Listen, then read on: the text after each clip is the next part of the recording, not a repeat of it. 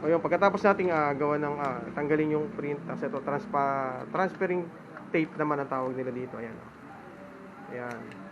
So yung ginagawa yon, siyempre didikit lang yun sa tape. Tapos after yun sa tape, kukunin niya doon and ilalagay na rito mismo sa plate. So ganun ka simple lang mga troops, oh. Simple lang.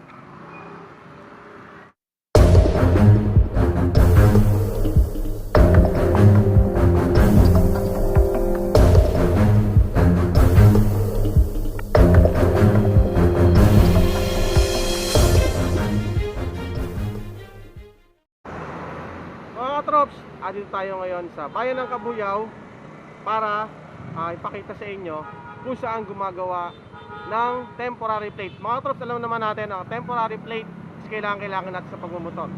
Kasi yung mga bagong motor, lalo na ngayon, ay wala silang mga plate. So, importante na magkaroon tayo ng temporary plate. Ngayon, samahan nyo ako, puntahan natin ang store na paggawa ng temporary plate at magpapagawa na rin tayo. Malaman natin kung gaano katagal gumawa ng temporary plate. So paano mga troops? Let's go! Okay mga katrops, ngayon ito na tayo. Ay tayo mismo sa bayan ng Kabuyao. Dito mismo sa City Hall ng Kabuyao dito tayo ngayon. At dito tayo magsisimula kung saan natin pupuntahan natin yung mismong store ng gumagawa ng temporary plate. Ito mismo yung bayan ng Kabuyao mga trops. Ayan, kita nyo. City of Kabuyao Hall. So ito yung bayan. Then pag galing kayong highway, so pasok lang kayo dito. So Santa Rosa Highway, pasok lang kayo dito. Madali naman hanapin ang Kabuyao bayan mga trops. O yung Kabuyao City Hall, dito na tayo dumaan. Pero may daan din dun sa kabila. Yung mismo dun sa may McDo, sa may Jollibee, mismong bayan ng Kabuyao meron din.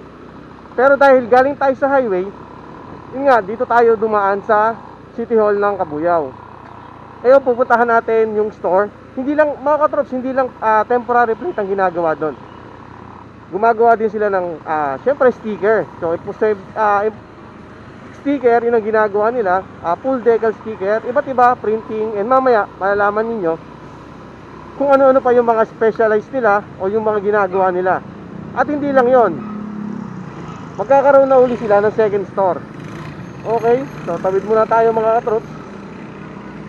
Ayan, so pagkagaling ka naman parang ng City Hall, kakaliwa ka lang papuntang bayan. So papuntang bayan, dire-diretso lang tayo, hanapin natin yung store. So malayo pa lang, siguro mga simula bayan, siguro mga 2 minutes lang, doon siguro tayo sa store. O 2 to 3 minutes siguro doon tayo sa store. Depende, pero minsan wala naman traffic dito.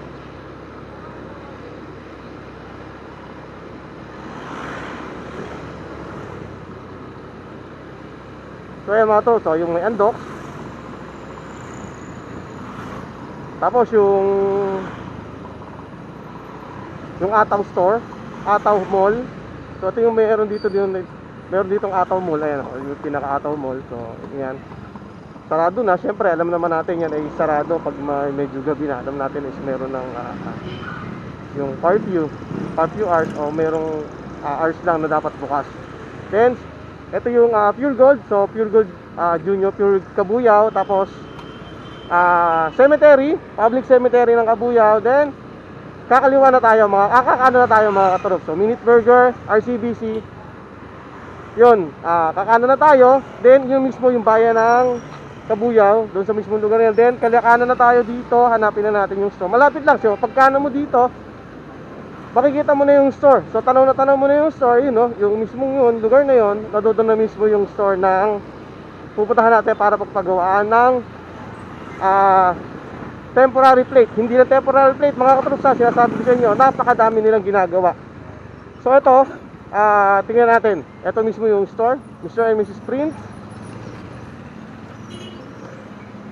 Yan mga katrops, sabi nga nila, tuloy po kayo Mr. and Mrs. Print, no mask, no entry. Yan, so napakaganda, siyempre importante ngayon yan na nakalagay lahat, no mask, no entry. Kasi nga sa pandemic ngayon. Then, ito na mismo yung Mr. and Mrs. Print na store. Tapos, check natin, magpapagawa tayo ngayon ng temporary plate dito. Okay. Okay mga katrops, dito na tayo ngayon sa Mr. and Mrs. Print. So yun, eto, dito na tayo magpapagawa ng sabi ko ito kanina, temporary plate.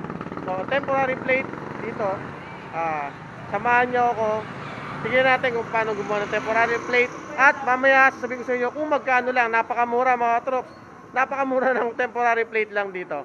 So tara, let's go!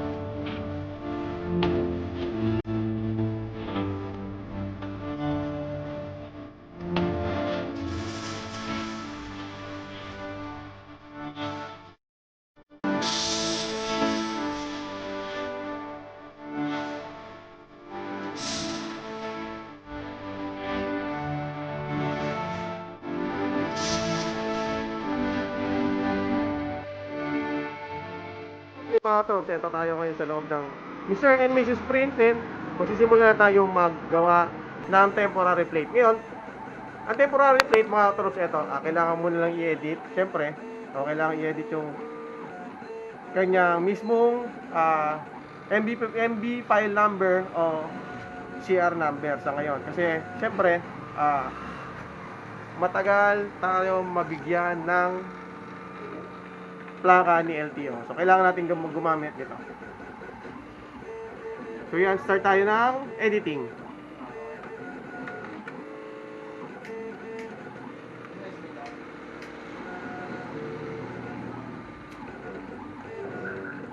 So, yun o. Nilagay natin yung kanyang, nilagay natin yung MB file number, then tapos, kung saan store o kung saan dealer. So kailangan, importante din kasi kung saan dealer mo binili yan kasi para mas madaling matrace nila. Saka syempre, kung saan mo binili yung ating yung motor, kailangan doon din siya nakapangalan. So yan ngayon, nagawa na niya yung isa. Then tatlo kasi pagagawa natin. Then i-edit na lang uli niya yung pangalawa. Then yung pangatlo para sunod-sunod rin mamaya pag-print. Yan, tingnan natin kung gaano kabilis lang magpagawa dito. So Mr. and Mrs. Prince ng temporary plate na steel, syempre. Pagkatapos yan, ano na mangyayari? Sarang na lang natin. Sasalang na rito. So pagkatapos nila pagkatapos nila mag-edit, then salang nila dito sa machine na to. Ano tawag sa machine na to? Cutter platter bro. So ito yung tinatawag nilang cutter platter. Then setting nila dito, hindi natin alam yung so yan, may pinipindot siya dito. So to sa cutter platter na to. Yan, diyan natin makikita mismo. Lalabas. Dito lalabas mismo yan, yung pinarit mong yan, So, yung pinarit na yun, eto mga katrops, ayan.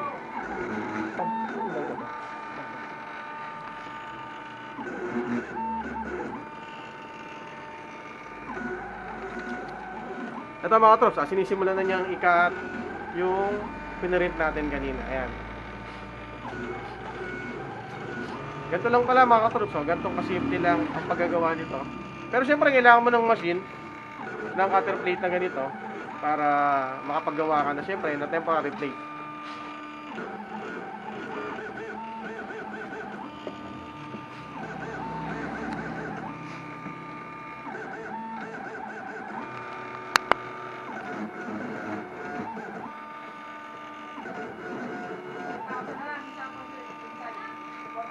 Ito, mapapansin nyo mga troops. Meron na siyang, ayan, kung mapapansin nyo dito. Ayan, meron na siyang, meron na siyang, print na. Ayan. Tapos sundan pa rin natin kung paano niya ilalagay doon sa mismong plate. So yun, pagkatapos nila doon sa printing, cutting naman tayo. So ikakata niya yung per piece. So bawat piraso nung yung pinaprint natin o yung pinrint natin para sa temporary plate. So yung MBPL number, ito na yun. Ayan mga troops, kung makikita nyo. Ayan, papasin nyo, meron siyang print o yung meron siyang kits. Ayan. Okay, start din. Cutting na tayo. Siyempre, kailangan natin dito yung matatalas yung cutter natin para hindi pangit yung pagkakakat. So yun, tatanggalin lang siya.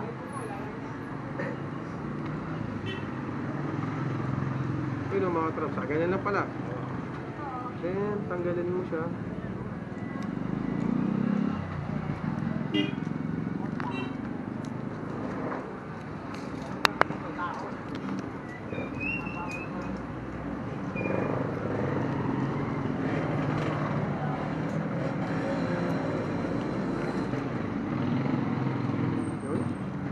Napakabilis mga katrops. Sa pagkatapos ng printing, cutting lang dito. Siguro mga katrops, pag papagawa ka dito, mga pinakamatagal natin 15 minutes, nasa yun na yung temporary plate mo.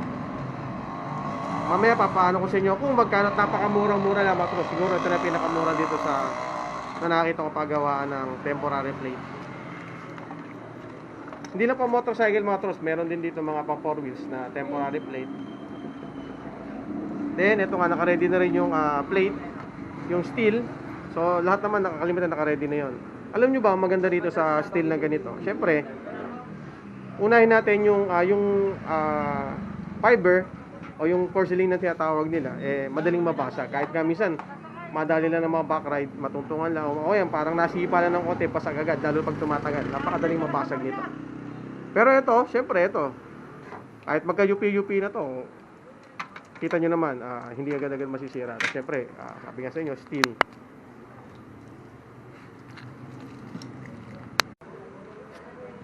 O yun, pagkatapos nating gawa ng tanggalin yung print, tapos ito, transferring tape naman ang tawag nila dito. Ayan.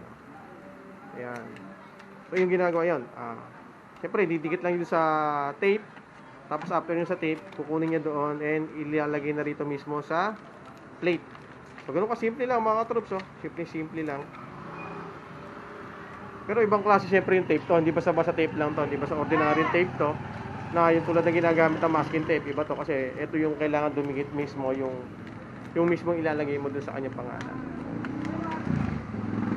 Ayan, tignan mo, napaka-simple lang. Ganun lang, oh. Dikit agad yung mga names and numbers.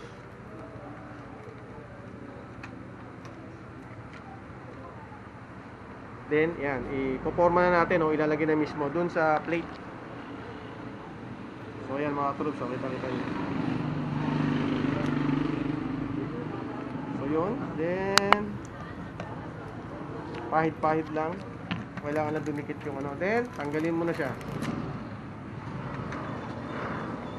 Okay, eto na, meron na tayong isa. Pero, syempre, hindi pa tapos to.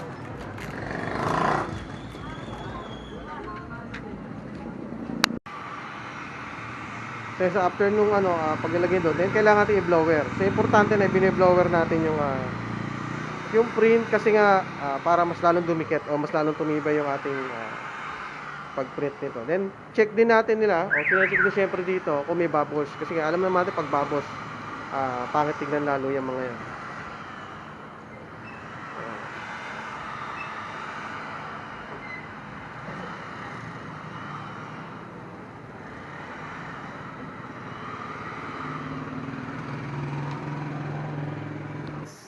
So ayan mga troops, eto na. Tapos na yung ating temporary plate dito na pinagawa dito sa Mr. and Mrs. Prince sa Cabuyao, Laguna. And ang presyo lang nito mga troops, alam niyo ba? Sa halagang 250 pesos, meron ka ng temporary plate na napakagandang tulad nito. Ayan mga troops, oh. Kaya yung mga katroops natin dyan, pumunta na kayo dito sa Mr. and Mrs. Prince, magpagawa na kayo temporary plate. hindi lang yung mga troops, sinasabi ko sa inyo, hindi lang temporary plate ang ginagawa dito, napakadami pa. So, dito sinakalagay dyan, sinasabi, stickers, decals, tarpaulin, t-shirts, printing, signboard, standee, personal, souvenir. So, napakadami. So, lahat ng pangangailangan ninyo, dito na, at dito matatagpuan lang yan sa Mr. and Mrs. Print. So, ayan mga troops, maraming salamat sa Mr. and Mrs. Print sa pagpapagawa nito, sa gawa nila dito. So, napakagandang temporary plate. Ulit ko mga troops, sa halagang 250 pesos, meron ka ng temporary plate na tulad dito. Then, pinakita ko sa inyo kung paano gawa, napakasimple lang. 10 to 15 minutes mga troops, makukuha mo na yung temporary plate mo na tulad dito na napakaganda. Then, sigurado ko, hindi ka na mahuhuli ni LTO kasi wala ka na. Kasi meron ka na ng temporary plate at hindi ka na mangangamba na baka ma-checkpoint ka. Ano mga troops? Maraming salamat sa panonood. Kaya na sinasabi ko, salute, ride safe, and God bless.